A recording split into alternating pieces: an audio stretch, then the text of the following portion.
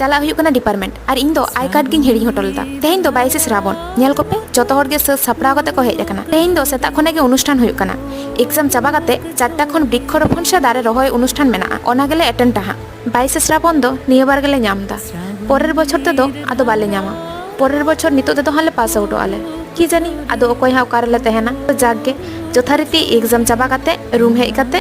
दाका को जम बड़ा कते सापड़ा कते चला हुई कना आम्रकुंजो ओंडे गे अनुष्ठान हुई कना साड़ी ले बांदेया मेनते मेनखान साड़ी बांदे लेखान आडी किछु सते हुआ ओनाते जामा हरक कते गेले हेज कना और आले नोडेना नोंका एने दोमिन कुसिया अकोय को लैया जे कुड़ी गिद्रा दो कुड़ी गिद्रा बांको कुसिये कोआ इन मानुकु पुतुल लेके नेल कोआ नोडे खन उडुक परे नोआ को दो आडी जास्ती दिसे हिजु हा कारण आले ओंते दा नुना मोज एने सेरेंग दो बांग हुआ अनुष्ठान मुचारे आले ले नेल केदा जहा दारे तेहेन को रहोय केदा ओना साथे नोआ आरा चंदन पोइलु ले नेल केदा तारपर चे छवि को तुलाव बड़ा कते जे जार रुवाड़ नाले रूम